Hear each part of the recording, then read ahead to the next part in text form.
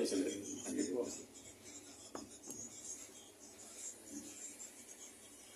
Di ba, sir, first time nyo dito, no? Oh, first time. Oh. Kalimitan doon po ako sa ano, doon sa unahan. Doon sa may palengke. Oo. Oo. Galing po ako ng ano kasi Meralco nagbayad. Eh, last day ngayon, kaya umaga pa lang. Umusta naman po ang Meralco? Oh, Umusta naman ang Meralco? kasi last day, pag di mabayar ngayon, putol ano naman. Oo, ganun talaga. Alam mo naman sa Meralco, hindi bababa yan. Oh. Tataas. Pero meron silang ano yung 20 billion yata na ibabalik sa Oo. consumers. Mhm. Pero hindi naman hindi naman maramdaman natin yun. Naku.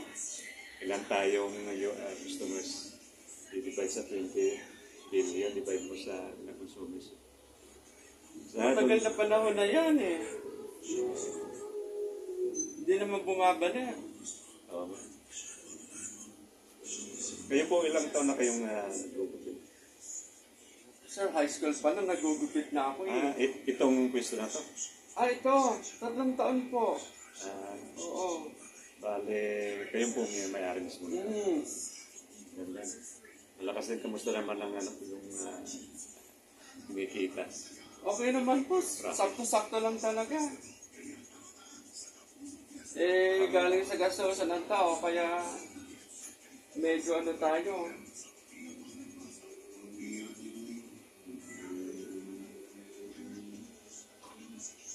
Mamahal na yun ang mga Ang pili. patali niyo po hanggang dyan lang, no? Hindi kayo nag-aahit. Nag-ahit po. Ay, yung hindi. Hindi, kasi Hindi. hindi naman bagay sa'yo yung walang ganitong patilya eh. Tapos ng puti, no? Sino nagkukulay sa'yo? Ano? Sino po nagkukulay? Ako lang. Okay Medium brown. Sariling. Naman nagkamali yung misis ko. Ang inano ko, yung black, yung dark brown. Pero pala, bagay naman sa'yo itong ganitong color, medium brown. Para mas maputi kang tingnan. Oo. Okay na nga, no? Sabi nga, misis ko, kaya bagay sa akin. Oo. Kabataan niyo siguro, tisoy kayo, no? Hanggang ngayon naman. Bakit kayo hindi na ba tisoy? Hindi naman, mas tisoy.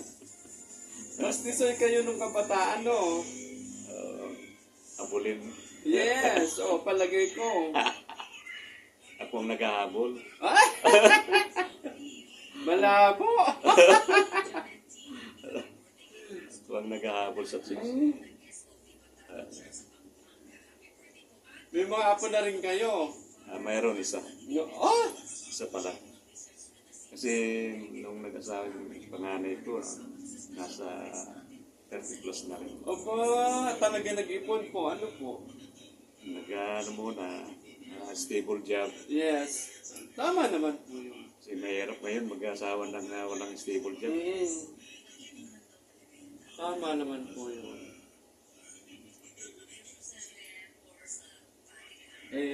Panahon ngayon, 14 years old, 13, may anak na nga eh. Ay, nako. Di ba may balita, 10 years old? Oo, sa buntis? 10. Tinan mo yun? So, pag nabuntis ng 10, 11 mga ganun. Oo. Pero minsan, advantage din yung yung mga asawa ng ng pamilya ng maaga. Na maaga? Kasi yung mga anak, lalo asinsado yung mga anak. Hindi bata pa sila, hindi mayroon ng mga mga pero kung mahirap din, naghirap din yung mga anak. Naku, Sir Joseph. Madalas dito sa Manila, ganyan. Meron ang kapitbahay namin, no? Kapitbahay namin, hindi namin nakikitang lumalabas. Hindi namin nakikitang talaga. Maglubya. Oo. Pamalay ka lang. Malalaman mo, manganganak na. Oo, yung kapitbahay namin. Ano siguro yan, yun na lang kapalaran. Hmm.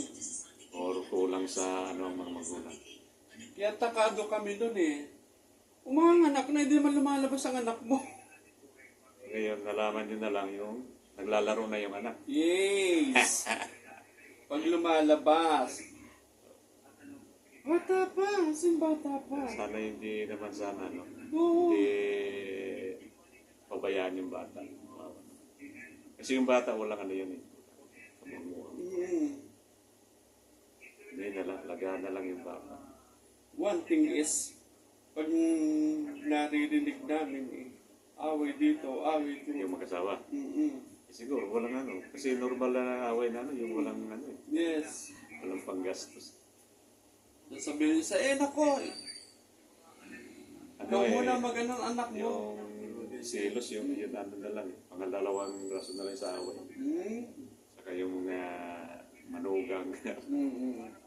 Pero kalimitan, pinag-awayan na yung pambudget. Yung si budget talaga, no? Ilang minuto na ba? Tingnan mo nga, hindi ko makakita. Totoo naman yan.